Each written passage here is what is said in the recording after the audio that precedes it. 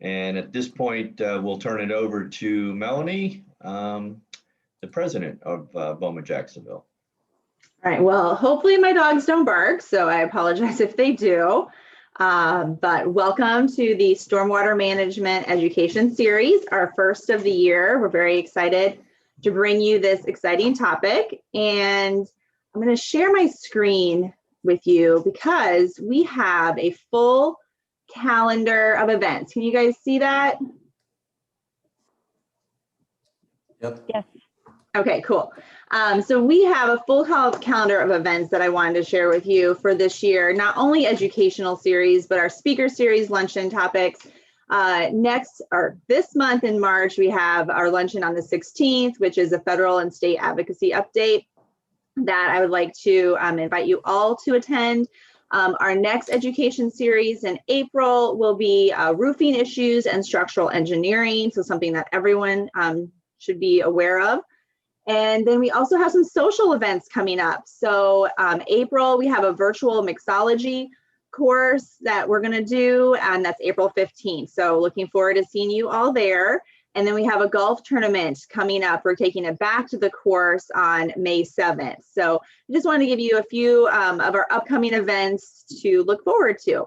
So now I'm gonna turn it over to Bob Lee to introduce our panelists and get started on this amazing topic. Bob? Thanks, Melanie. Hi, everyone. Hope you're doing well. Education Committee is excited to be here today. We're working hard to make sure that we keep providing the value that BOMA expects and wants to give to all the members. So we're really happy to be here today. Want to do a quick introduction to our speaker, Deirdre. Deirdre Irwin is the Water Conservation Coordinator for the St. John's River Water Management District. With 29 years of experience with the district, she's worked with the agency's Surface Water Regulatory Program, the Water Resource Education Program, Certification Program Development and Water Supply Planning. Her work as the Florida Water Star Coordinator involves administering the program and technical outreach for the program. Deirdre works closely with district staff in the development of regional water supply plans and coordinates a regional utility conservation coordinator network. Deirdre also co-chairs the Water Use Efficiency Division for the Florida section of the AWWA. She serves on the technical advisory committees for the University of Florida Center for Landscape Conservation and Ecology, the statewide Florida-friendly Landscaping Advisory Committee. She also serves on the Education Committee and chairs the Scholarship Committee for the Florida Green Building Coalition. So quite a mouthful there and a lot of accomplishments, a lot of awesome stuff. Also presenting along with her is going to be our own Devin Koopman, Business Development Manager for Duval Landscape, and Micah Mohana, who's the landscaping designer for Duval Landscape. So team, really appreciate you being here today and being part of this program, and take it away. Good morning, everyone. Let's make sure I can share this correctly. Let me know if you can see my screen.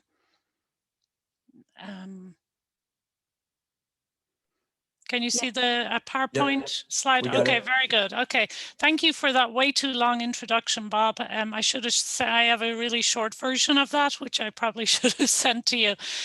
So I'm Deirdre Irwin. I work with the St. John's River Water Management District. You heard the overview there, but really what I'm going to try and do today, I've really fine-tuned the things that we do that are relevant and important to you all, and to give you a heads up of what likely may be coming down the road in Jacksonville as our water constraints continue. So I'm going to tell you a little bit about how we determine water supply planning, how we figure out where the water is coming from and how that's going to actually affect you. And I have tons of resources to share also. So let me get back to there we go. Okay, so just a little bit of background. You all pay taxes to the Water Management District, so it's probably important that you're aware who we are. We are state agencies, regulatory and water resource protection agencies. You're in the St. John's River Agency. It's all a part of 18 counties. It's basically the hydrologic boundary of the St. John's River. Okay. As you're probably aware, most of our water in Florida, 90% comes from the Floridan aquifer, which is a very prolific, fresh, clean resource that we're very lucky to have compared to many other states. It's a relatively cheap source of water. Our utility is JEA. Most of you, I imagine, get your water directly from JEA. Some of you may have a permit directly with us, but for the most part, JEA is your utility, and you're well aware of that when your bill comes in every month. So let's take a look at who's using the water first. I think it's important to understand, in understanding our water resources and why that we have constraints, to understand who's using it. Our biggest chunk of water use is going to utilities. So they're supplying water to commercial and residential. We do, that yellow sliver there is specifically commercial. Our bigger water users in Jacksonville, like Pepsi, Budweiser, Johnson & Johnson, all have direct permits with us and have to meet certain conservation goals through those, and water quality goals also. But every year we put this out, we have a report on who's using the water and how much they're using, which over time you can see we're actually doing reasonably well in our district in terms of increased population and water use. With all of our efforts on alternative water supply and conservation, we're kind of holding steady. So we're all very anxious to see the 2020 report later this year, because there was a lot of strange behavior with water back in March and April. Significant increase in home use. So we will learn more later this year. Again, commercial is holding steady. We've seen reductions. A lot of that is due to alternative water and conservation. So a big part of what we do at the district, we are legislatively mandated to do what we call water supply planning. It's basically figuring out where the water is going to come from for our utilities and for our future growth. So they're district-wide water supply plans. They look at 20 years in the future. That's the kind of planning we have to do. And within our district, we have 3 regions. We look at the available supply. So we have lots of wells and we research the aquifer. We look at the projected demand, how much water you all are likely to need. And that's working closely with our modelers and our utilities. We look at the projected growth for a region. And then we look at what's possible with alternative water supply. So what that means for you is you're in the North Florida Regional Water Supply. We're joined with Swanee River in this effort because all of our water in this region is connected. So excessive pumping in Jacksonville could potentially impact as far west as Lake City, even Live Oak. So that's why we look at this region jointly. So we are constrained. What that means is we have to do 5-year updates to this plan to constantly look at where the water is going to come from, if we have enough, and any natural resources that are being affected by overpumping of water. There's also an extensive effort to find what we call projects, ways in which to lower the amount of pumping and to protect our natural resources within this region. So it's a very active project right now. And it really comes down to the money. From your point of view, you now get your current water supply is from JEA. Essentially, it's mainly groundwater coming from the aquifer, some reclaimed water. So you're in this cheaper pocket of water supply in the $1.50 per 1,000 gallons, essentially. As these resources become more constrained, we're going to be moving to the lower Floridan. Like Central Florida now, every single utility has wells in the lower Floridan aquifer, more expensive to withdraw and to treat. Some are looking at brackish groundwater. Some even on the coast are looking at groundwater options, or I'm sorry, surface water options for water. We don't have anyone actively using seawater. You can see that's not an option we're in a hurry to go to because it's very expensive. Up top, you see this mention of conservation. Conservation is considered the cheapest alternative water supply, in that it's just using less to prolong our use of cheaper water in our region. So the types of conservation we're looking at that are available to you, to homeowners, to everyone, is what we call passive conservation. That's the natural replacement of older devices and savings from buildings to as they transition to higher efficiency. So say you take your business and you move to a new building, it's probably going to have higher efficiency plumbing fixtures, hopefully better designed irrigation, and that's called passive conservation. It's just the building code and normal replacement.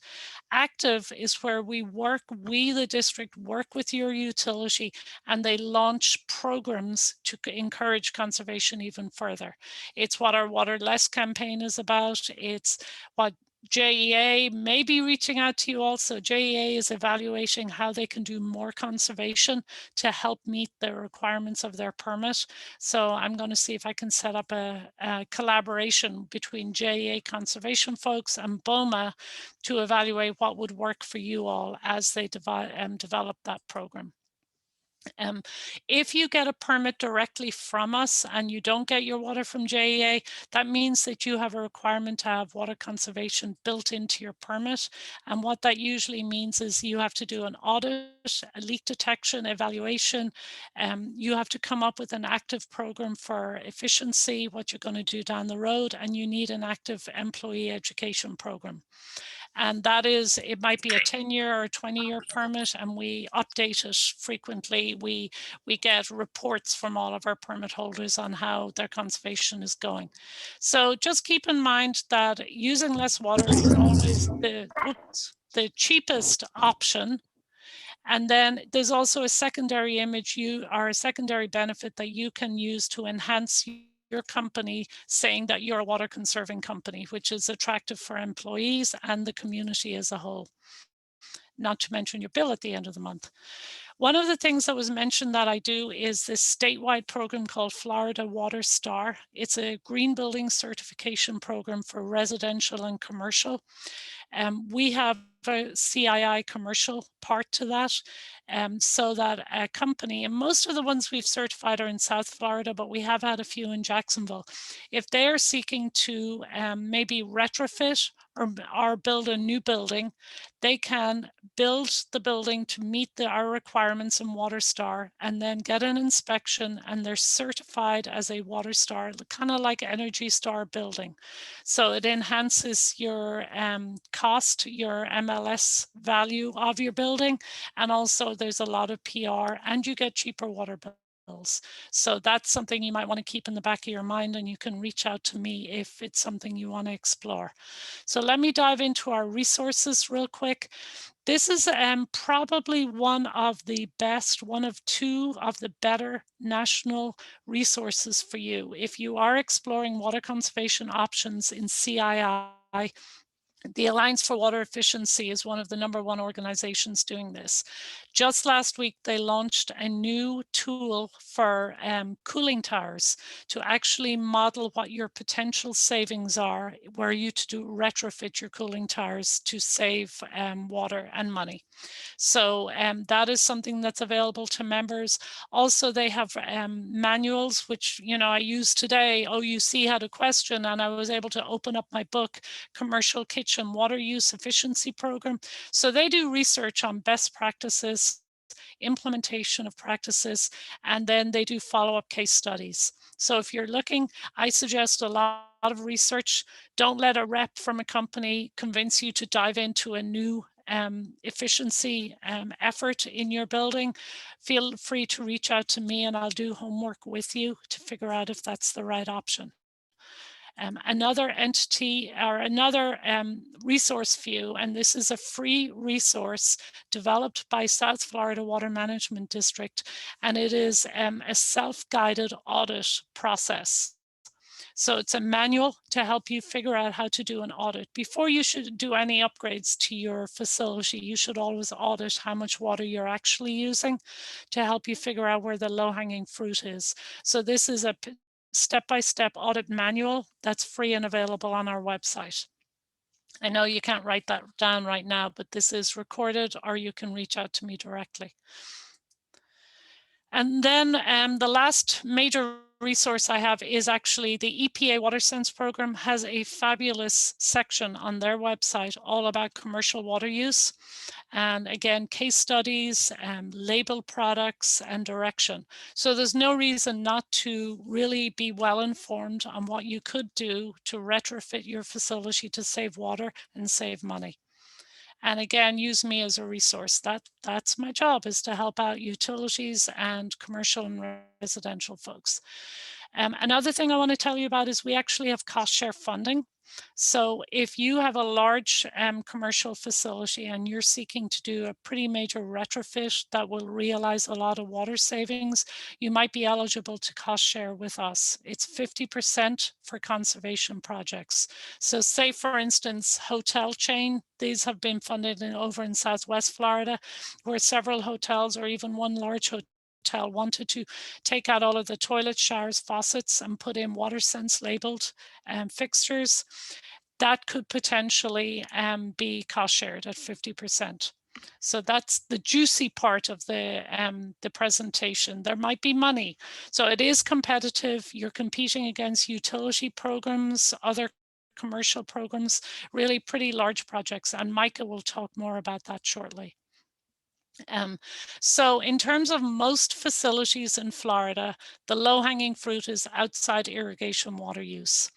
I could talk all day about irrigation, but essentially Florida has pretty poor requirements for licensing of irrigation contractors, for rules on how to put in efficient irrigation, and for maintenance. Oh, sorry about that. My energy efficient lights here tend to go off. And I do this weird backward waving thing to get them back on. Essentially, a lot of times in Florida, if you've got an older system, you're looking at a system that's poorly designed, poorly installed, and is probably not being maintained correctly. You can oftentimes save up to 50% of your water use by addressing irrigation. We have classes, we train irrigation professionals. We have a WaterStar AP training. So you can hire professionals who know how to do this, because essentially in Florida, to be an irrigation professional, you need a truck, pipe, and glue. So do not assume these are trained professionals. A lot of the training is very expensive. Ours is not. We're running one at the moment virtually, and they are very well received.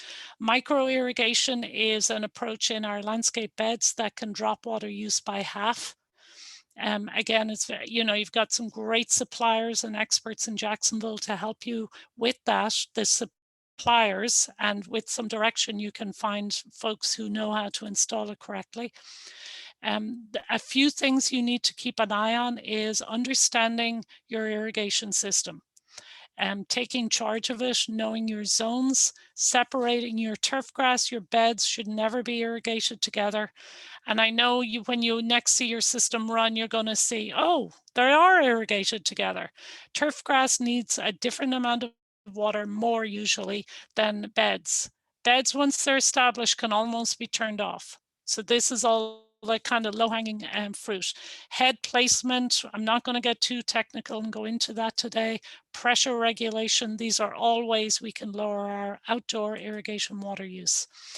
Just abiding by the irrigation restrictions. We have a statewide rule for 2 days a week in the summer, 1 day a week in the winter, making sure your sprinkler is set to that. It is enough water, despite what you hear from your irrigation professional. So for commercial, it is Tuesdays and Fridays.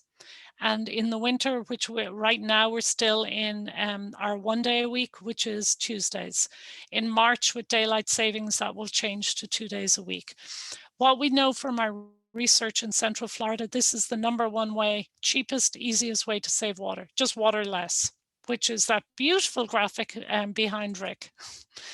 Again, we've got lots of resources on in our website for landscape and irrigation. We partner up with the University of Florida, who are the experts in this. We can help you with advice from them also. They have a lot of pre-prepared research pieces. We're running this conservation campaign right now. Rick, you're going to have to get the one that has the azaleas on behind. That's our did you set it and forget it next phase of the campaign. So we can provide you with a lot of these resources to give your irrigation contractors. We can provide training classes to irrigation contractors or your staff on site if you have your own facility managers. And that is it. I went through that fairly quickly, hopefully not too quickly. So are there any questions for me? Did you have a question? Sure. When you talked about the watering schedule, does that count for all types of grass and plants, or is it? Do you think it changes with the different types? Well, the turf grass that we see in North Florida would be St. Augustine, zoysia, or bahia. Bahia is the only grass that you could have and not have an irrigation system, essentially. So it is the same amount of water. There's no magical grass other than bahia, and it's probably not acceptable. I know City of Jacksonville is kind of strict on your turf grass requirements, but don't assume that if it's St. Augustine, it needs more water. Our rules were based on those turf grasses, the 1 and 2 days a week. And I need to stop sharing here. I have a question as well, Deirdre. Sure. So with regards to the permit, what is the general cost for a permit? It depends on the size. I think it's in the $1,000 range per se. And that's not actually the expensive part. It's usually hiring the consultants to prepare your permit, to do the modeling needed for your water use. That oftentimes is the more expensive part. So you're paying for the process of getting our staff to review your permit application and issue it. Florida does not charge for water. So legal users are allowed to withdraw water from the aquifer for free once they have a permit. Okay. Which is very controversial right now because of the bottled water industry and opposition to their use of water. Interesting. Thank you. Any other questions? Do you ever foresee us having to use like salt water? On your chart, the one on the far right? You know, when I think saltwater will become attractive is when we can use solar. The reason saltwater processing is expensive, it's the fossil fuels to push the water through a membrane to remove the salt. That's the expensive part, is the cost of the fuel to drive the pumps to push it through. If we were to have solar on saltwater reverse osmosis plants, it could become cheaper. One thing I should mention that JEA has been researching and is likely to be adding, they have videos on their website, so I think it's coming, is what they call purified water. And that is actually taking, you know what reclaimed water is. We all have that in Jacksonville, the purple pipe. It's treated wastewater used for irrigation and some other purposes.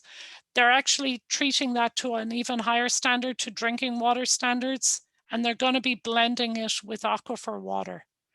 And that's two benefits. One is it's a resource they already have. They're already treating it. They just treat it to a higher standard. And the second is it means they're not dumping it into the St. Johns River untreated or with only minimal treatment. So it's a water quality and a water quantity. You're going to see that being implemented before we need to go to the ocean. Or also the St. Johns River is an actual resource for surface water, but it would need a lot of treatment also. It's all about money. Yeah, right. The cost of treating it. That's why conservation, you can delay going to an alternate water supply by up to 10 years by ramping up your conservation. Interesting. Thank you. Okay.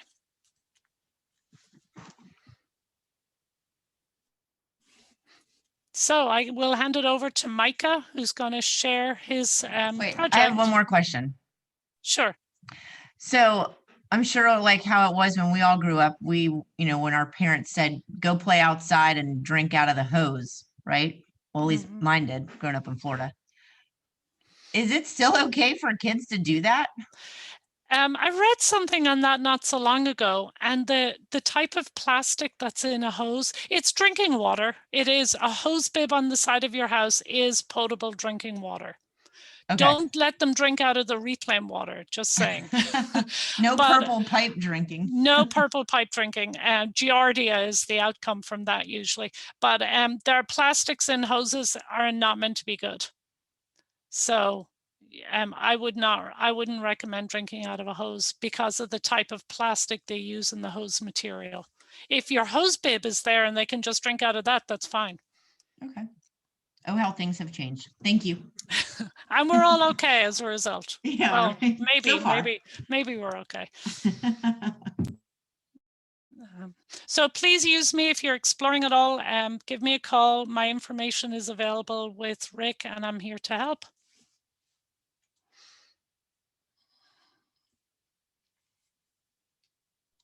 Great, thank you.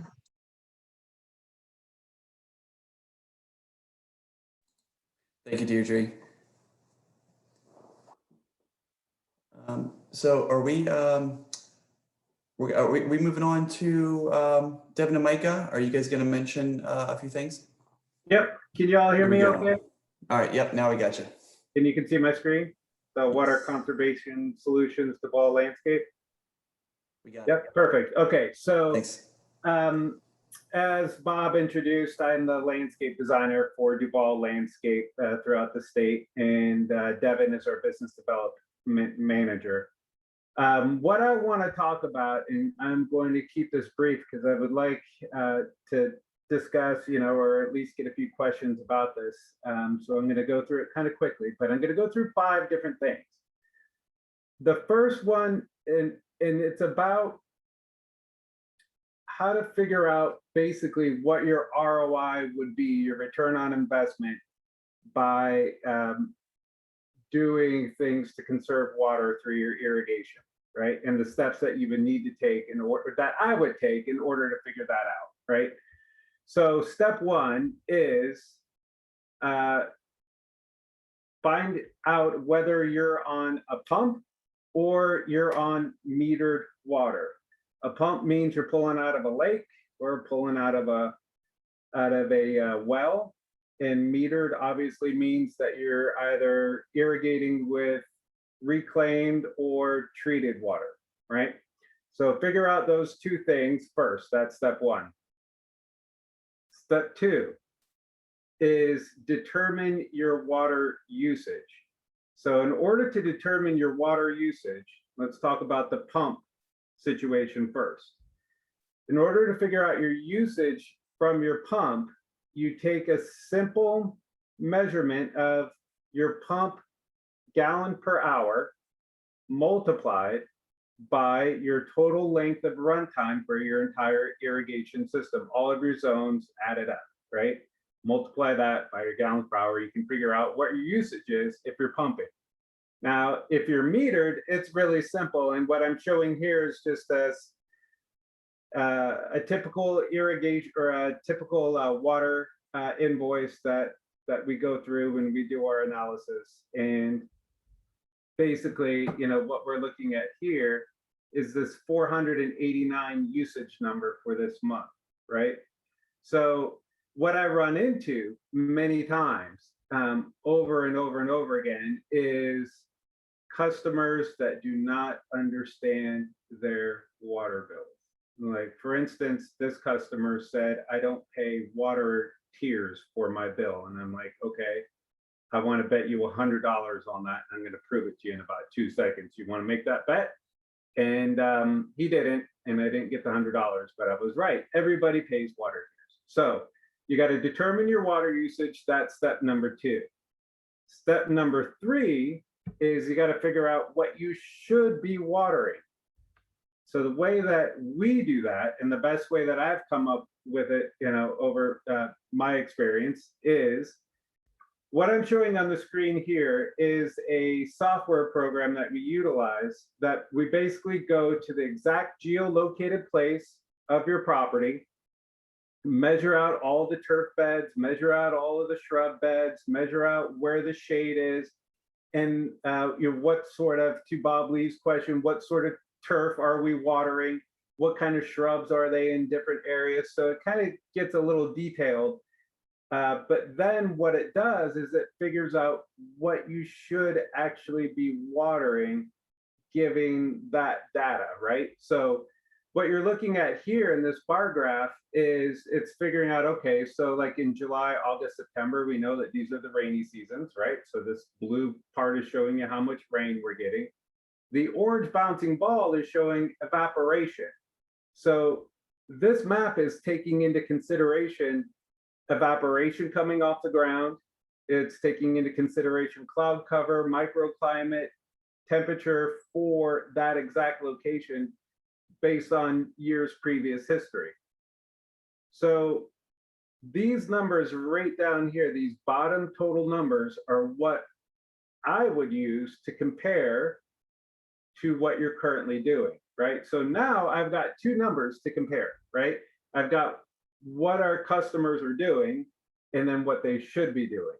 So now I'm getting really close. This is when it gets interesting, to start figuring out what the ROI is. And I get all excited about it. And, just like, I can't wait to see what it is, because I know that these optimized reports are accurate just based on history and length of time and experience in doing it. One thing, so the next thing, once we figure out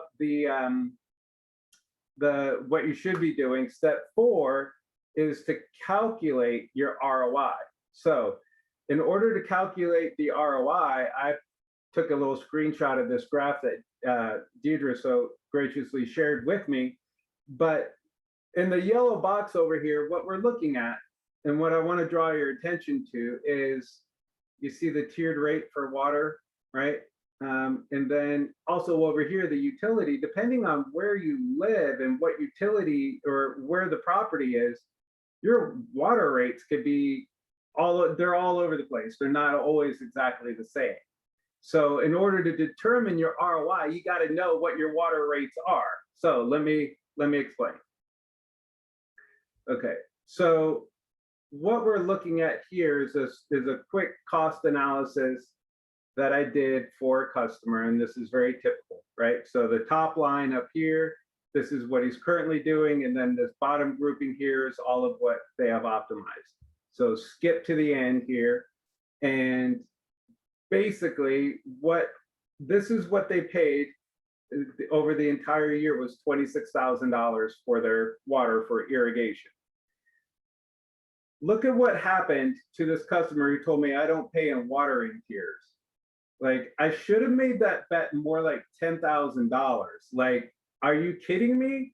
Like, he paid $20,493 because he went all the way up into tier 3 and started getting penalized for using his water. I don't need to save him 50% of his water. I just need to save him a little bit of his water to save 50% of his dollars. Just get him out of this tier. The other thing I want to show you within this is, I see this a lot where, like, you can see that here's our usage for the optimized, and here's what he did. You can see it's all backwards. Like, why is he watering the most in May, June, July, and August? Remember the optimized plan? These are the months that are heavy rainfall. So whatever you're doing is backwards, right? Step 1. And then let's get all of that fixed and figure out what's going on. Basically, what we came up with is an annual savings of just under $17,000. And this is not aggressive at all. Like, this is pretty conservative for me to go in and say that. So step 5, how do you get there, right? So there's some very simple things to do. And what I want you to know is that, having been in landscape industry since I've been 19, this is all I've done my whole life. I've always been aware of like water usage, but using smart controllers used to be very inaccessible, like from a cost standpoint. So putting in a controller like this one that you're seeing is, you know, between $2,000 and $3,000, right? So that's not, when we're looking at saving $17,000 on a water bill, then there's a significant ROI by just doing this simple thing.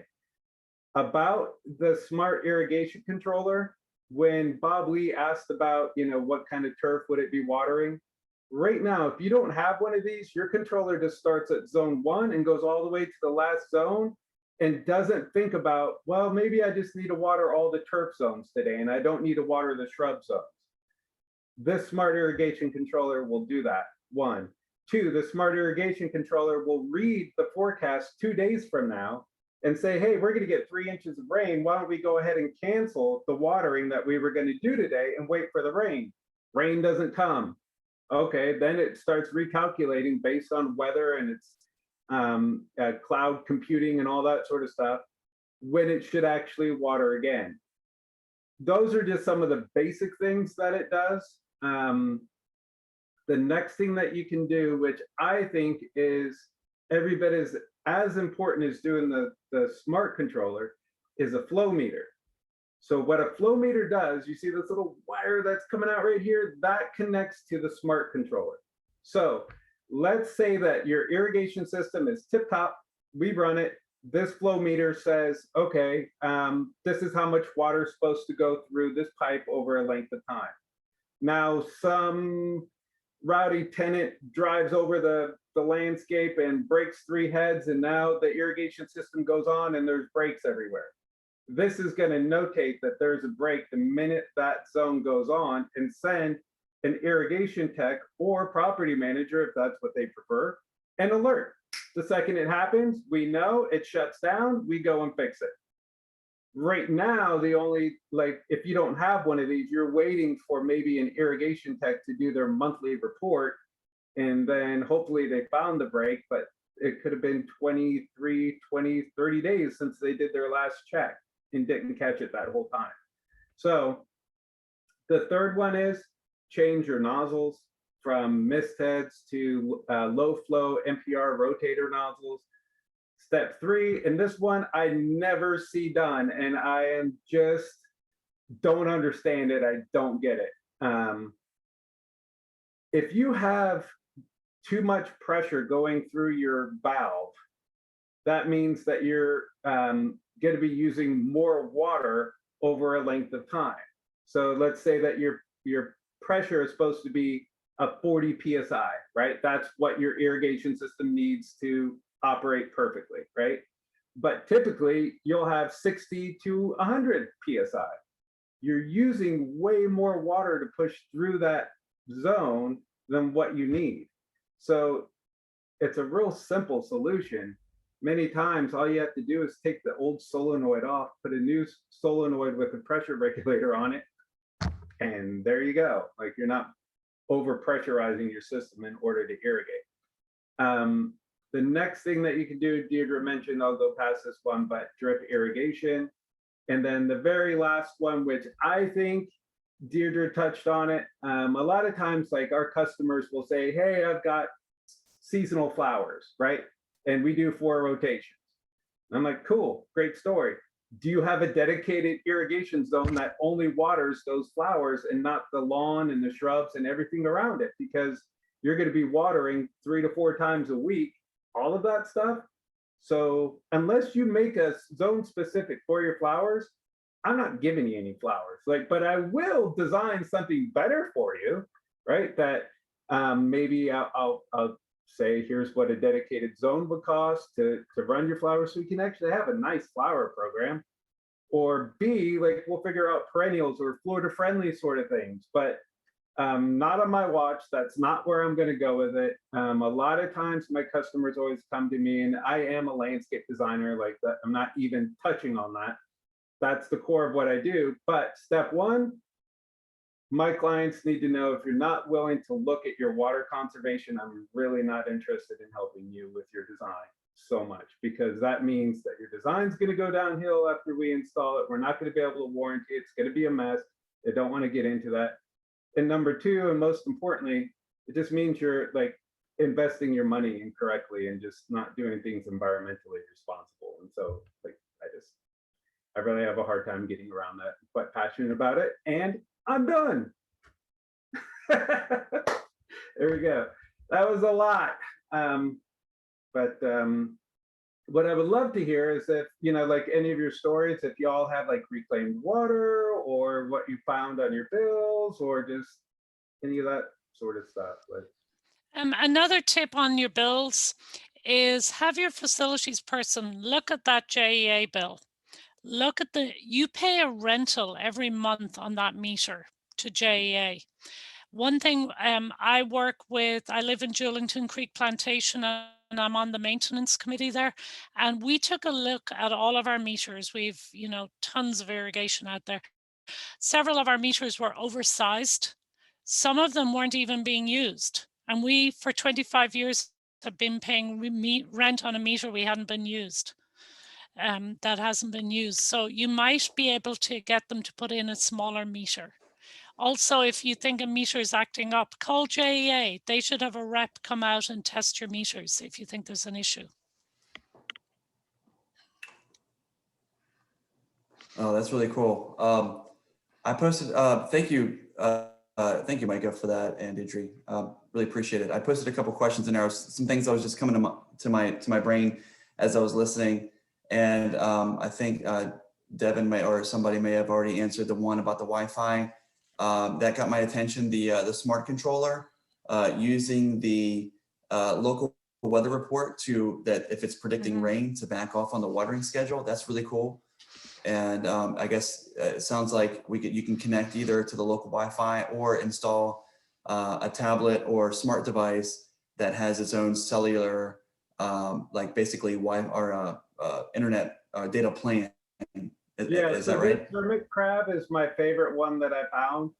And you can keep your existing controller if it was made this century. Basically, it's compatible with many controllers. And it has an AT&T connection data plan to it. And the data plan is actually pretty inexpensive. I think it's right $280 a year for the data plan. So that's how it's doing its computing with it.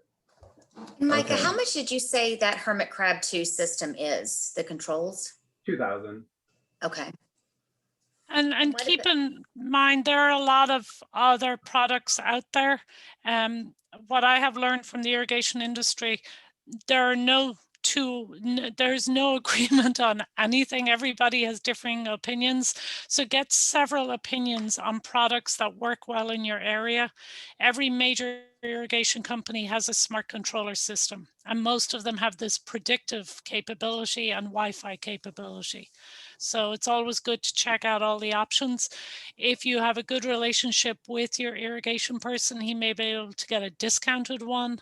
Who knows? So, but like Micah said, he's had a lot of success with the hermit crab. Mm-hmm. I'm sure it has a payback in a matter of months. It's got to, otherwise people won't do it, and I know that. Yeah. Right. So how do I?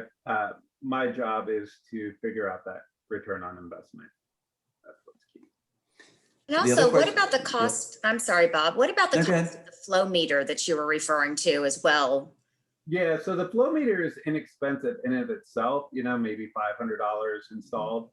But the thing that can fluctuate is there's a wire that goes from that flow meter to the smart clock, and is there concrete, asphalt involved? And then there's also wireless ones that you can use as well. So it's not really that complicated, but it's something that not just anybody can go out there and figure out exactly how to make this all work with your system. So one of the other things that I always ask is, if I can find a set of as-built irrigation plans, great. If I can't, then I'll draw up an actual irrigation plan with all of the information on there. Okay. Cool. You also mentioned that, let's say we were to go with one with the cellular plan. So there may be an additional $250 to $300 cost for that. Are there other monitoring costs that would be associated every single month that would be a recurring expense to have remote access to the system? Nope. No, it's all included with that. It's just actually the first year is included with the with the smart controller installation. Most people buy it at 5-year increments, so they're paying 4 years at a time, right? And there's a discount to do that. So, but Okay. aside from that, there's nothing else. Okay, thank you. And ask JEA if they have a rebate. They might give you some kind of a rebate if you're transitioning to a smart controller system. Mhm. Okay, thank you. Great information today. Mhm. Yeah. Or one more question, at least for me, and then I'll shut up.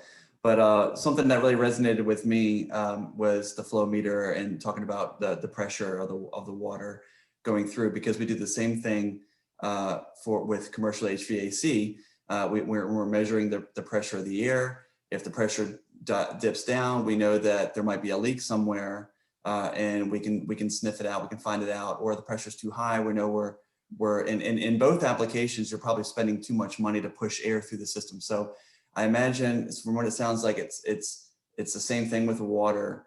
You're measuring that pressure, the way it fluctuates can impact your energy bill. So that really resonated with me, and I would think that there would be a lot of value in not only the pressure sensors, but also the smart meters, like combining that system to basically, it's an optimization of your water system. So Yeah. when you combine pressure regulation either at the head or at the zone, which is mandated now in many communities, we work with local governments for their design codes. They mandate pressure regulation on all new systems. When you add that to a smart controller, you're going to cut out a lot of that routine maintenance too, because you're protecting your sprinkler heads with that better quality. The minute you have high pressure, and reclaimed water with JEA is renowned for pressure issues. The minute you control the pressure, you're protecting the life of that sprinkler head. Mm-hmm. And One other thing that just I see day in, day out is people put on like drip irrigation, right? Like the 1/2-inch drip pipe, and they're all like, I hate it, and it just blows apart, and they're always having problems with it. Well, like, did you put a pressure regulator on that? Yeah. That requires very like specific pressure. And they're like, what is that? And I'm like, well, intent prior to investigation. Let me go take care of that for you, and we'll get it working. Yeah, and hire contractors who know that, so you don't have to deal with that mistake down the road. Someone who has a certification or a license knows you never add micro irrigation without pressure regulation and a filter. I still have never seen somebody do it before, though. I've seen the filter, but I've not seen a pressure regulator. You need to look at some WaterStar projects. Amen. I'm making my own. Yeah, we inspect for that. Mm-hmm. That's good. Cool. So I have one more question. So I know that we're really primarily talking this for commercial application, but how much are you seeing this also implemented on the residential side? A lot? More so, yep. So our WaterStar program is primarily residential. So we've got some developments, say in Ocala, on top of the world. Every single new home was built to this standard with correct design, indoor fixtures that are all water sense labeled, and Florida friendly landscaping. And then in Central Florida, where water is much more constrained than up in North Florida, pretty much all the utilities and local governments I work with mandate pressure regulation for all new systems. So it's coming. If it's not here yet, it's coming. And it's just common sense. Mm-hmm. I think everyone will be on smart irrigation controllers. Give it like 10 years. Nobody's on it now. I think 10 years from now, everyone's gonna be like, yep, I got that. Yep. Alachua County mandates smart controllers on all new systems. So, and is this? I want to show you something real quick, Rachel. So here's my home personal smart irrigation controller. Okay. And all you really need to see here is it's got water days and rain days, and it's sitting there calculating whether or not my irrigation system at home needs to go on.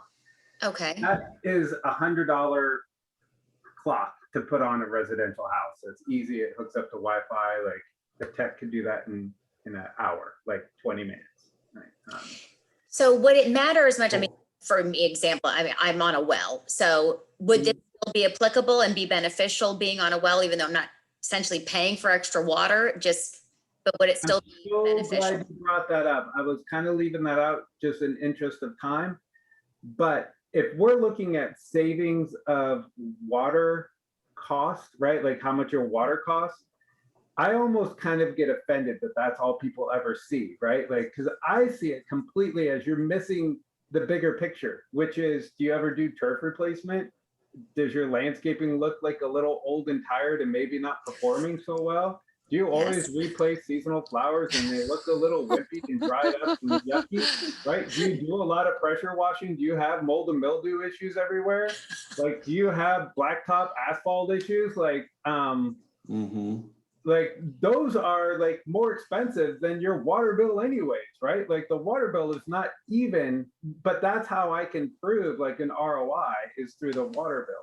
But then if I really want to go into it, let's look at your landscape and see what you paid last year to replace all of this stuff. Then I can have a field day, and then like it's you'll be begging me to put one on.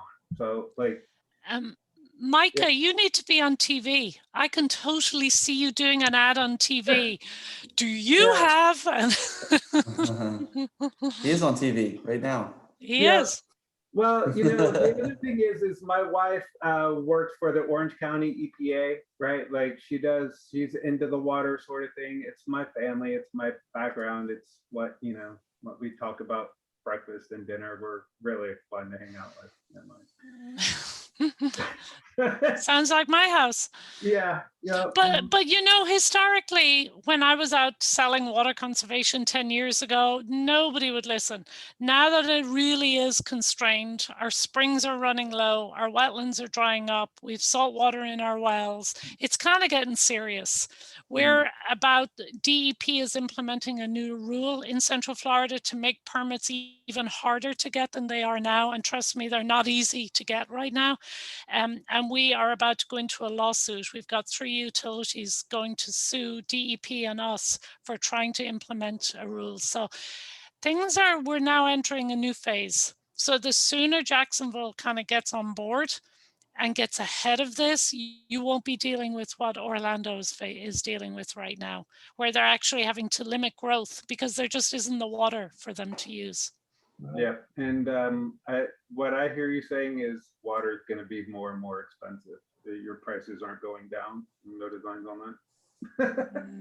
No. No. Excellent. I think Maybe that's $1 it. million So, idea would be to build the invent a cover that our lawn maintenance people can drive over, because we replace so many of those. Now I understand what my husband goes through every time the lawn guys, it used to be me, that's why we got a lawn crew, but now that they mow over them and he has to replace them. He's digging deep and water's going everywhere and he's always, you know, disgruntled. And now I see why your PowerPoint definitely hit home on that one. You want to know the coolest, like, so one other thing, right? So what that means is if you have a smart controller on, like say, for instance, right now, like I can turn on clients' irrigation systems with my phone, right? I can go to any zone and turn it on. So let's say that there's a break, right? Now you don't have to wait for an irrigation tech to walk all the way over to the clock, turn it off, go back, do the adjustment, then go back, turn the clock on again, see if his adjustment is correct and readjust it. He can just go from the clock and go, yep, or from his phone and just adjust it there. So the efficiency in actually managing and fixing and repairing an irrigation system from your phone is really helpful. Like when I do walks with property managers and they're like, hey, what's wrong over there, right? Like, oh, okay, let me just pull up the zone and yep, we need to make an adjustment or we need coverage over there. It's like, it really just changes the whole dialogue and conversation that I can have with people. So it's, you know, they can see it, right? I can see it. Yeah, no, it's cool. I sent him the email. I'm like, we need this. You need this. Yeah. It was cool. Yeah. There is another device. It's not irrigation, but I was on a webinar yesterday, a national webinar about the savings that we're seeing. There's a product called Flume, F-L-U-M-E. It's primarily residential, but commercial is coming, and it's a device you hook on your meter, and it will show you on your phone your water use in 5-second increments. So everything you use is shown on this. Trends. If you think maybe your utility meter is charging too much, it's a way of doing it. I have coworkers who are now using a flume device. Fabulous. The results they're seeing in California and Texas. In Texas, with the recent weather, they have over 10,000 flume units there. People were able to look at their phone to determine whether or not their water lines were breaking, and were able to turn off their water, because as the water was thawing and the leaks were starting, their flume device was telling them. Just many applications. There's lots of new technology. The coolest part about those flumes is you hook it on, right, with a rubber band. So like you could set a stopwatch and you could hook it up in about a minute, right? 2 minutes maybe. The way that it works, right, is it's like through sonar, right? So it's doing like sonar detection. So you don't have to cut a pipe or do any like expensive installation sort of thing. And you can buy them on Amazon. How much are they roughly? $199. Oh, they're $200. Sorry. San Antonio Water is going to just start giving them away for free.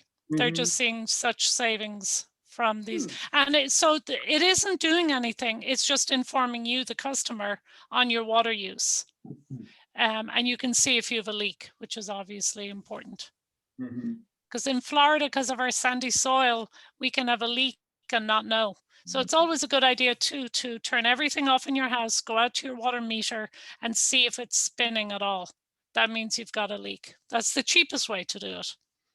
Sometimes it's hard to tell though if you have a leak. I've set my phone on top of the meter just to like record a video and then watch it over a length of time, because I wouldn't even see the meter moving. But the flume will pick up like the tiniest little bit. Yeah. Well, I think we've bored everyone to death, Micah. Amen. Really interesting. Not me. I'm not gonna lie. I've learned a lot. Good. All right. Cool. All right. Well, kick it back to you, Rick. I think you close it. If you want to close us out, I think we're all a lot more informed and educated now. Thanks to you guys. Really appreciate it. Excellent. Well, thanks everybody for participating. It's always good information.